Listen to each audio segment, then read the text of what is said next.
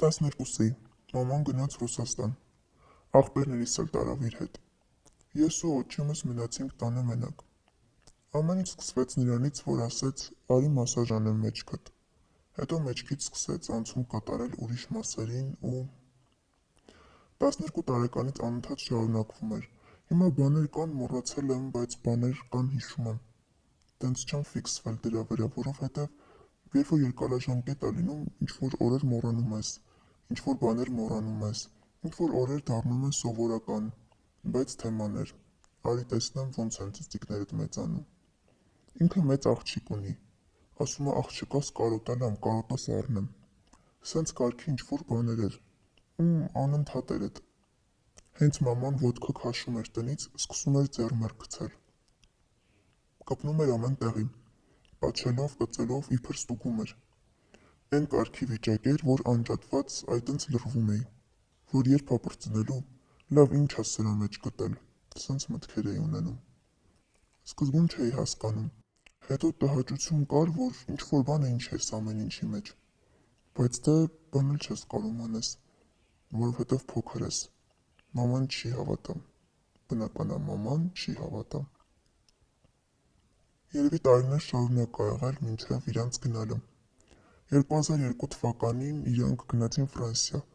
ես զգում էի, որ սա ճիշտ չի, բայց չգիտեի ինչ անեի, գիտեի, որ մաման չի հավատա կամ ինձ կմեղադրի, չգիտես էդ տարիքում ինչ անես, ասենք, որ մաման տունը չէր, քնած էի ձևանում, բայց դա չէր օգնում, գալիս էր սենյակ, սկսում էր ձեռք տալ ինձ, հանում էր արմանդամը, քսում էր մարմնիս տարբեր մասերին, էդ էն շրջաններ մինչև իրանց գնալը, ում պատմեի, ոնց պատմեի,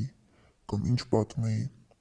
դրանից հետո երևի մի 5-7 տարի ոչ մեկի դրա մասին չեմ պատմել, հետո նոր կարողացել եմ խոսել դրա մասին, գիտես նենց հետաքրքիր է, որ դու զգում ես, որ ինչ-որ բան էն չի, բայց չես կարող դրա մասին պատմես, որովհետև մաման այնքան հեռու էր տենց թեմաներից, լավ հիշում եմ, 13 թե 14 տարեկան էի,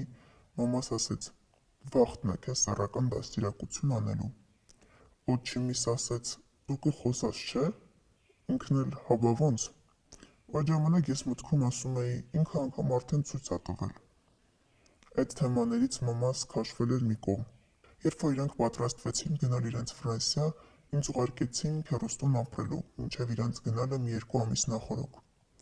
ինքը գալիս էր ընդեղ, ինչ-որ ռեմոնտային գործեր կար անելու, ու նենց էր ստացվում, որ մենակ էինք մնում, ու այդ նախավերջին անգամն էր, որ էդ եղավ,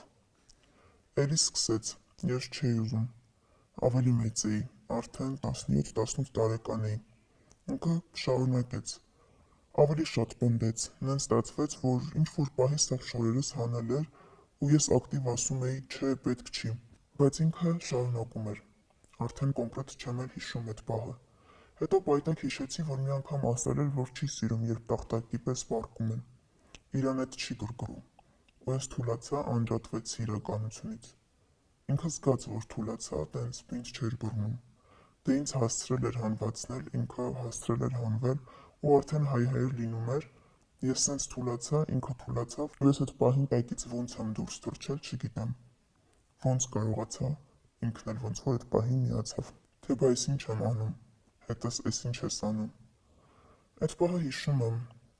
ինչ եմ անում, չգիտեմ ինչ եմ անում, էդ նախավերջինն էր, վերջինը ես էի գնացել Ֆրանսիա 2 տարի դրանից հետո, մեկ սենյակում էինք մնում, քնեցինք, մաման քնեց, ինքը եկավ նույն սենյակը, մաման կողքը պառկած ա, սկսեց էլի ձեռք տալից, ասում էր ձևեր մի արա, գիտեմ էլ կույս չես, ինչի ես քեզ կոտորում, ես էլի սենց քարացած վիճակով պառկեցի, ասում էր, լավ, էլ մի, տես քո վրա չի կանգնում, դա ժխես քարացել, նենց հետաքրքիր էդ ֆենոմենը, ոնց են իրանք ներկայացնում մարդկանց, սիրուն պոպոշ ընտանիք են, սիրուն պոպուշ ենք, որ ինքը չի կարա տենց բաներ անի, հարազատի պես է սիրում երեխեքին, բայց արի ու տես։ Իրականում պատմեցի մամայիս,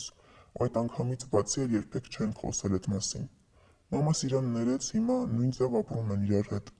երբեմն նենց հետաքրքիր ա, մամաս իրոք մոռացել ա, թե մոռանալու ա տվել, էդքան շատ ա սիրում դրան, Հիմա հոգեբան ունեմ, ում պատմել եմ այս ամեն ինչի մասին ու քիչ-քիչ վերանում այդ մեղքի անորոշության, շփոթվածության զգացումը։ Հուսամ մի օր իրոք կանցնի այս հիշողությունը ուղղակի։